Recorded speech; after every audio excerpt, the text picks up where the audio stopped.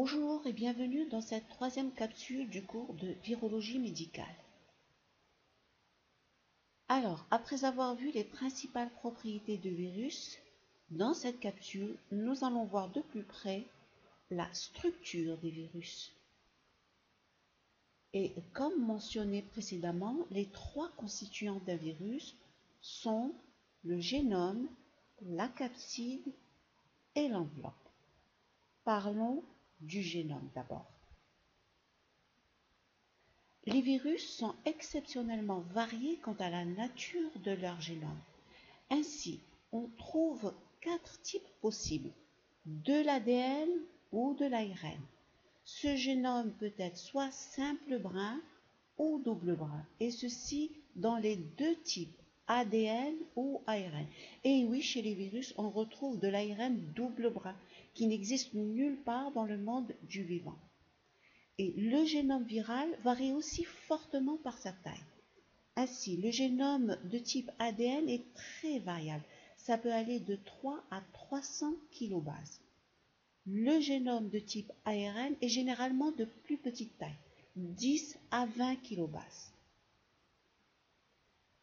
Le génome de type ADN est caractérisé par une plus grande stabilité que ne l'est le génome de type ARN, qui est plus variable, c'est-à-dire qui subit des variations de son génome, voire même des mutations.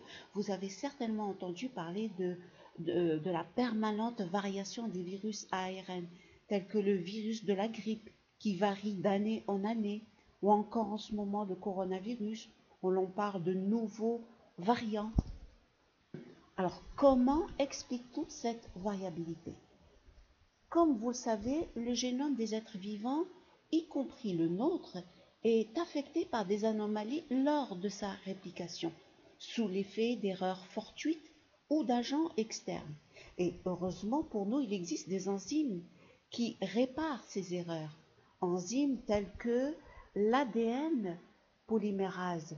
Elle est très efficace, elle permet de détecter la moindre petite erreur et la répare. C'est ainsi que chez les virus à ADN, c'est la même chose, c'est l'ADN polymérase qui répare ces erreurs. Par contre, chez les virus à ARN, l'ARN polymérase, cette fois-ci, ce n'est pas l'ADN polymérase qui intervient, mais l'ARN polymérase qui répare. Cette ARN polymérase est moins efficace pour la détection de ces erreurs. C'est ce qui explique pourquoi les virus à ARN sont particulièrement sujets aux variations génétiques. Et le génome viral est empaqueté ou emballé dans une structure appelée capside. C'est une sorte de boîte. Et la capside a une conformation géométrique qui, selon les virus, les espèces, la capside peut être soit polyédrique à gauche de votre écran, soit tubulaire ou hélicoïdale à droite de votre écran. Et la capside qui est à gauche est dite icosaédrique parce que c'est un polyèdre. Alors c'est quoi un polyèdre? Un polyèdre en géométrie, c'est un solide à 3 dimensions qui a plusieurs faces. Poly pour dire plusieurs, èdre pour face. Ici, ce polyèdre a 20 faces. C'est donc un icosaèdre. D'où la dénomination de capside icosaédrique, car la capside est un polyèdre à 20 faces. Pour simplifier, parfois on parle de capside cubique. C'est plus facile à prononcer. Les capsides hélicoïdales, quant à elles sont appelées ainsi car elles ont une forme en hélice, comme ceci, ou en spirale, raison pour laquelle on les appelle capsides hélicoïdales ou tubulaires, parce qu'elles forment un tube creux. Comme vous pouvez le voir, c'est un tube qui est creux à l'intérieur. Et le rôle de la capside est de protéger le génome viral. Et elle a un deuxième rôle chez les virus nus. Donc attention, vous notez bien ceci. Le deuxième rôle de la capside chez les virus nus seulement, c'est que c'est au niveau de la capside que se trouvent les protéines d'attachement du virus qui vont reconnaître les récepteurs de la cellule hôte. Ça, c'est très important de le noter. Chez les virus nus seulement, les protéines d'attachement se trouvent au niveau de la capside. Et la capside tubulaire ou hélicoïdale est un long tube ou un cylindre creux constitué de plusieurs copies de protéines. C'est ce qui est en marron ici. C'est la même protéine qui se répète plusieurs fois. Protéines codées par le génome viral. Et ces protéines virales sont appelées capsomères.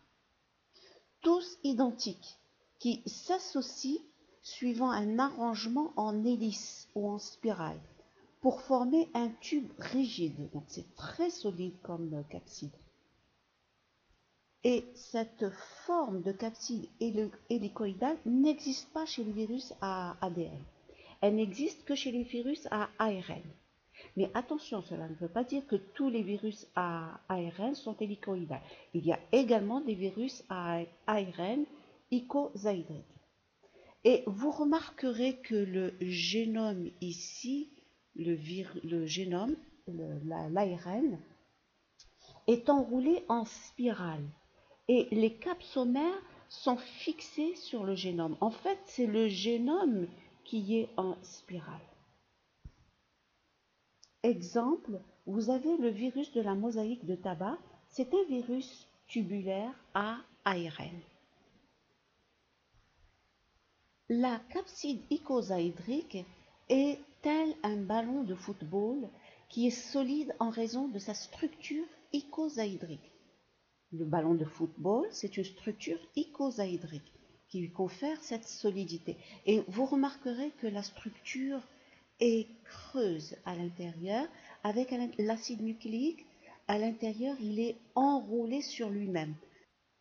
La capside également ici est un assemblage de capsomères protéiques.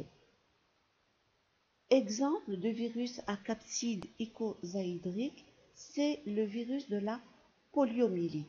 Virus, rappelez-vous, qui est responsable de la paralysie des jambes, qui a quasiment disparu de la planète Terre grâce au vaccin. Et il y a une personnalité célèbre qui fut atteinte de la poliomyélite, c'est le président Roosevelt, ici sur cette photo, portant une béquille. Ce président fut atteint de la poliomyélite pendant son mandat, durant les années 40. C'était le président des États-Unis pendant la Deuxième Guerre mondiale. Alors qu'il était président, il fut atteint de la maladie. À l'époque, le vaccin n'existait pas encore.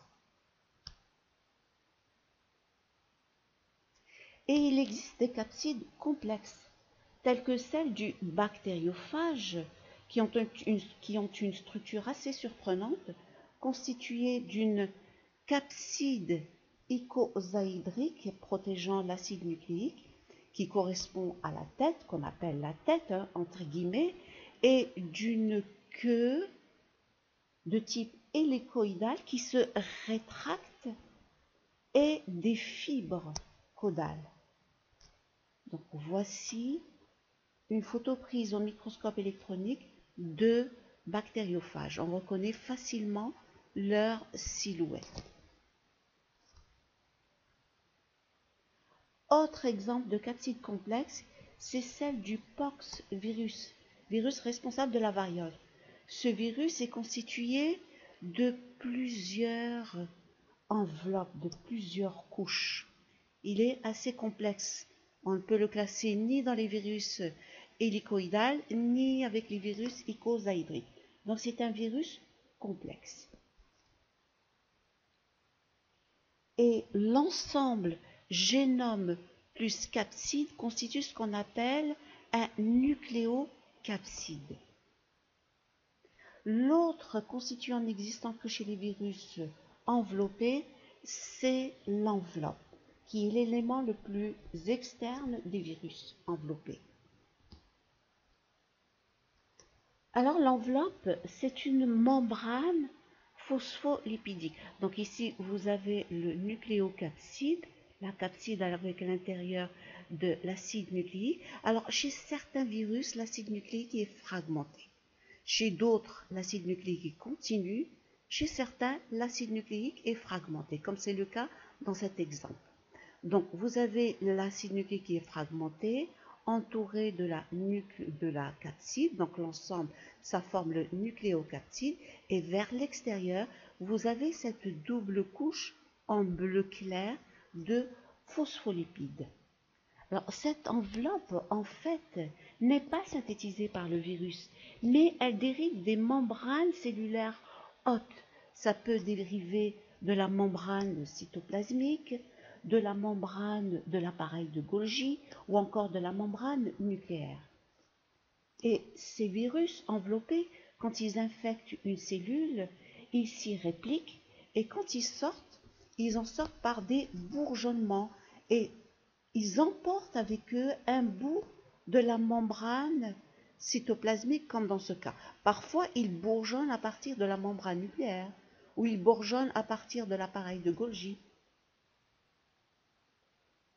Et les glycoprotéines, ici en rouge, viennent s'insérer dans la bicouche lipidique.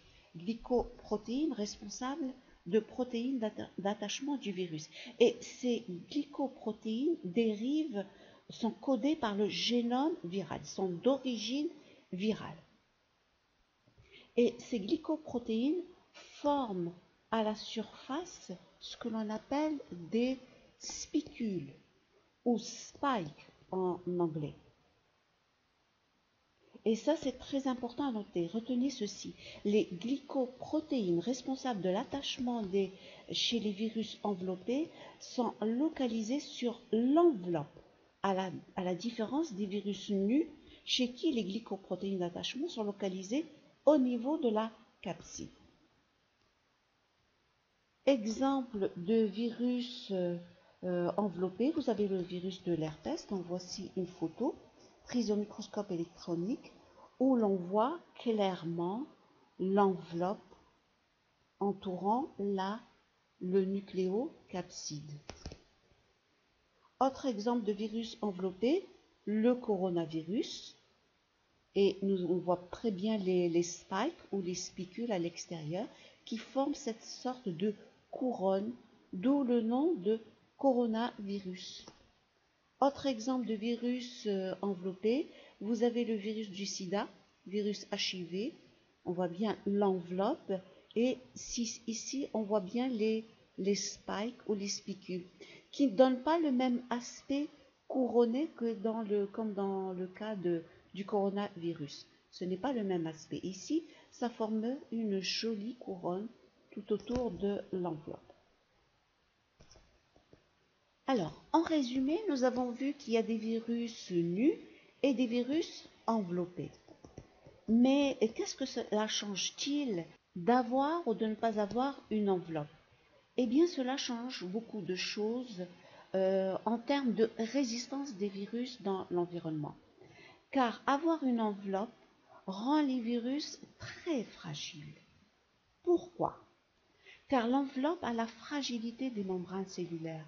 Et comme vous le savez, une membrane cellulaire en contact avec le milieu extérieur est très fragile à cause de la température et de la dessiccation.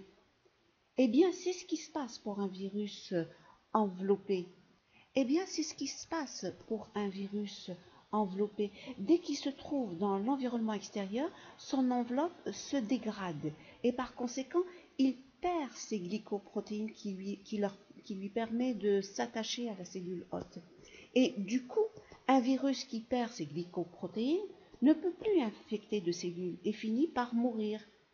Ces virus enveloppés ne survivent pas dans l'environnement.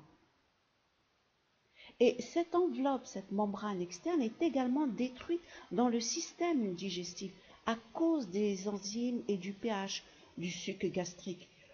Ce type de virus enveloppé ne risque pas d'être retrouvé dans les selles. Donc un virus enveloppé, il est inutile d'aller le rechercher dans les prélèvements de sel. À la différence des virus nus, où les glycoprotéines responsables de la fixation sont localisées au niveau de la capside protéique, qui est beaucoup plus résistante. La capside, c'est une structure très résistante. Donc ces virus restent dans le tube digestif et peuvent s'y développer, même tels que les entérovirus. On peut donc les retrouver dans les selles et puis dans les eaux usées. Et c'est le moyen le plus efficace d'être disséminé dans l'environnement. Et ce type de virus nus, oui, on les recherche dans les selles.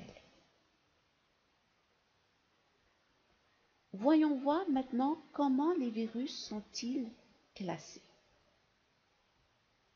Alors nous allons voir deux types de classification des virus. Il y a la classification des virus selon le Comité international de nomenclature des virus, qui classe les virus en utilisant trois critères. Le premier critère, c'est le type de génome. Est-ce un virus à ADN ou à ARN? Le deuxième critère est la symétrie du virus, c'est-à-dire est-ce un virus icosaédrique, c'est-à-dire cubique, ou hélicoïdal, ou encore complexe. Le troisième critère est la présence ou non d'enveloppe. Est-ce un virus nu ou un virus enveloppé? Et comme vous pouvez le voir, la classification des virus est beaucoup plus simple que celle des bactéries, où il faut faire toute une batterie de tests biochimiques et des tests sérologiques pour les classer. Là, pour les virus, c'est très simple de les classer et de les identifier. Voici la classification des virus à ADN. Donc là, il est inutile d'apprendre par cœur cette classification. Là, je vous la montre qu'à titre indicatif. Et voici la classification des virus à ARN, qui est un peu plus diversifiée, comme vous pouvez le constater. Là aussi, inutile d'apprendre par cœur. Le deuxième type de classification est celle de Baltimore-David, qui est un éminent virologue américain et qui a reçu le prix Nobel en 1975. Alors, David Baltimore a classé les virus d'une toute autre manière. Il les a classés en 7 familles, selon le génome seulement. On ne tient pas compte de la configuration de la capside ou de la présence ou non de l'enveloppe. Cette classification se fait selon le type de génome, ADN ou ARN, simple brin ou double brin.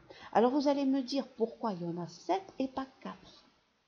Car Baltimore a tenu compte du mode de transcription de l'ARN messager, c'est-à-dire comment le virus, à partir de son génome, il transcrit l'ARN messager pour synthétiser ses protéines. Et dans cette classification, on tient compte de la polarité de l'acide nucléique. Vous avez remarqué qu'on affecte des symboles positifs et négatifs. C'est la polarité. Alors, que signifie la polarité positive ou négative des acides nucléiques? Eh bien, notez ceci. C'est très important de noter. L'ADN de polarité négative, c'est l'ADN qui est transcrit en ARN messager. Et l'ARN de polarité négative, c'est en fait l'ARN messager, à partir duquel il y aura traduction en protéines. Donc si vous comprenez ça, tout le reste va être simple. Ainsi, le groupe 1 est un groupe de virus doté d'un génome de type ADN double brin. Donc, c'est le brin d'ADN de polarité négative qui est transcrit en ARN messager. Donc là, tout va bien. Le groupe 2. Ces virus ont un ADN simple brin, mais de polarité positive. Donc, il ne peut donc pas être transcrit. Le virus, qu'est-ce qu'il fait? Il va donc synthétiser d'abord l'ADN complémentaire qui a une polarité négative Et c'est cet ADN de polarité négative qui est transcrit en ARN messager. D'accord? Ensuite, le virus de groupe 3. Ces virus ont un ARN double bras.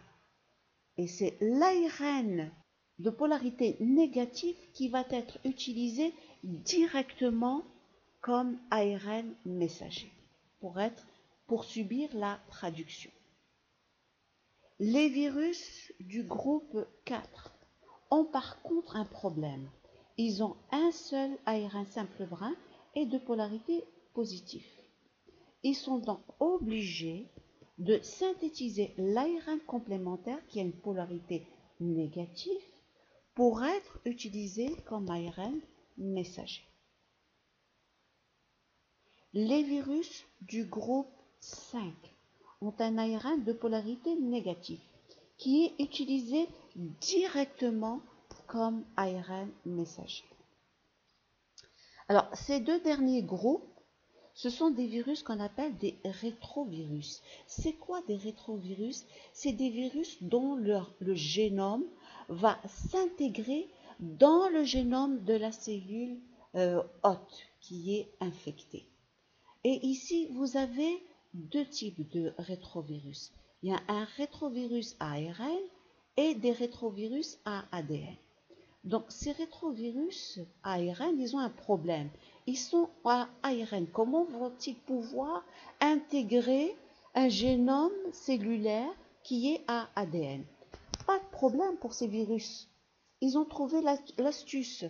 Ils possèdent une transcriptase reverse qui leur permet de faire une transcription inversée. En anglais, on appelle ça reverse transcription, c'est-à-dire une transcription inversée.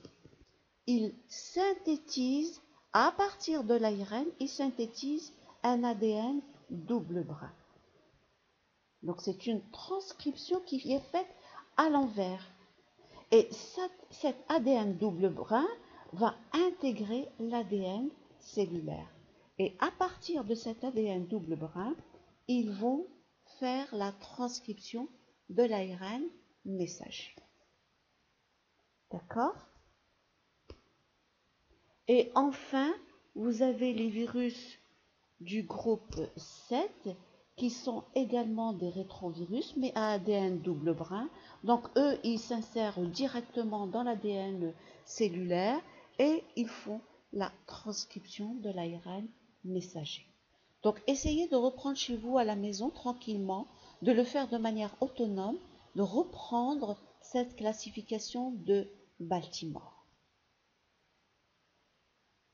Donc voilà, nous avons fini le chapitre 1. Nous avons vu la structure virale, la classification des virus. Dans la prochaine capsule, nous verrons le mode de réplication ou de reproduction des virus. La reproduction des virus, on appelle ça réplication. La capsule est terminée et je vous remercie.